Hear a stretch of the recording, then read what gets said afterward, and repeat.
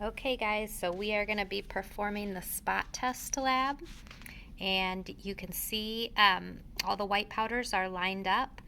In this first one we've got Excedrin all the way across, aspirin all the way across, and then Excedrin, and then sodium bicarbonate, and we're going to be adding water to everything in column 1, plus universal indicator, which will tell us what the pH is.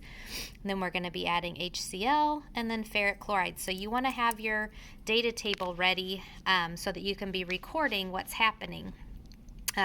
So first thing, like I said, we're going to add some water to each one in the first column. So I'm adding some water to the aspirin, and then we can kind of stir it in, and there's not a whole lot happening there. Might be dissolving just a little bit, but not much of a reaction. Then we're going to add the universal indicator, and you can see the color that is, kind of a pinkish reddish color. And if you look at the indicator chart, you need to match the color the best you can and write down what pH that would be equal to. Okay, then we're going to add HCl to the next one.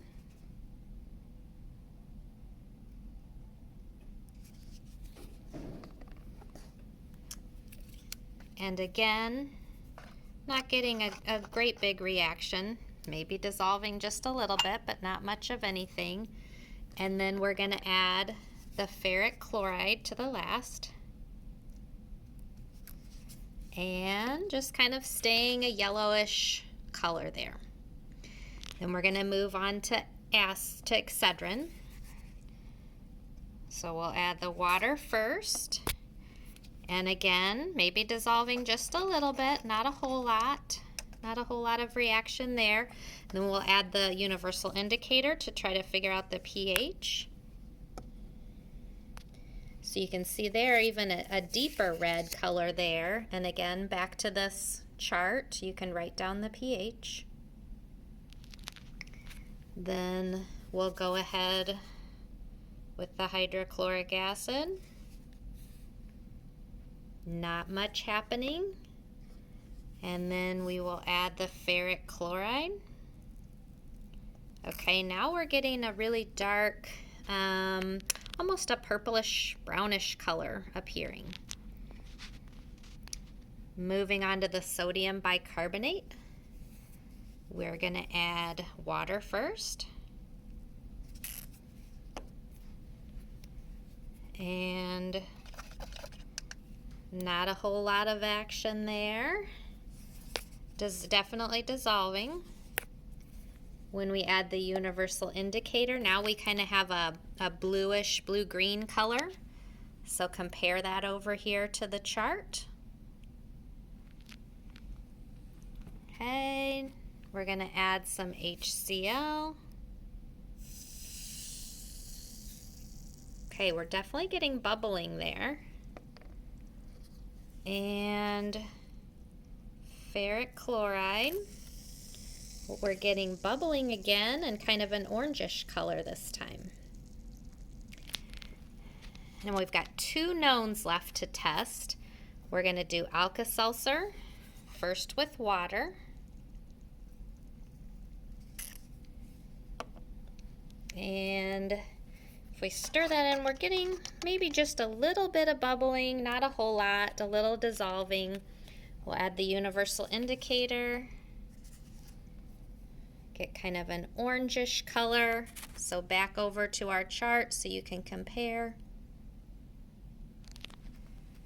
Okay, keep going with the HCl.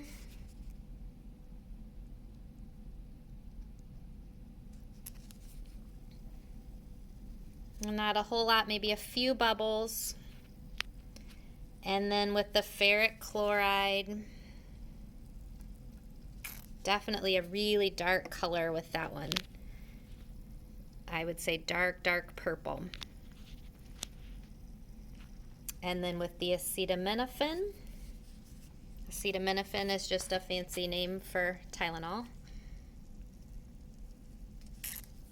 Not a whole lot with just water.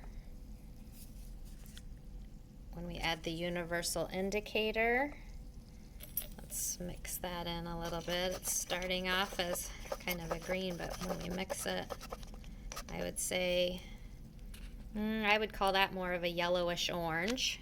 So move over here and you can compare. Now we will add the HCl.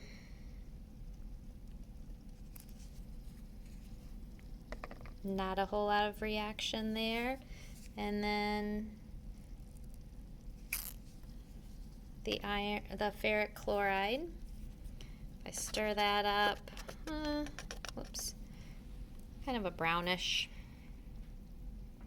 Okay, so now we're going to test some unknowns, and you're going to have to decide if you think which of the known samples these unknowns match the most. So I'm just going to do the reactions, and you can write down your observations and try to make your conclusions about what you think these might be. So we'll go with water first, in unknown 1, and universal indicator. Here's the chart. And then we'll go with HCl.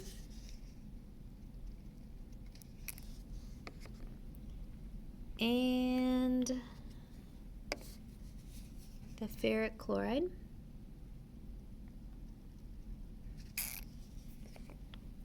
We'll stir that in a little bit.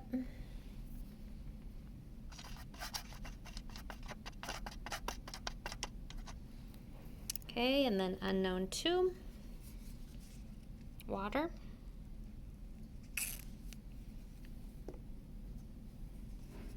Universal indicator. Compare that back down to the chart. And then HCl.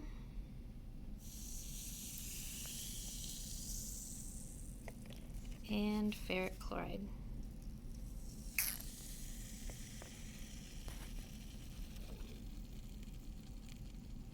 Okay, so do the best you can to fill out the rest of the lab sheet and come up with what you think those unknowns match to. Good luck!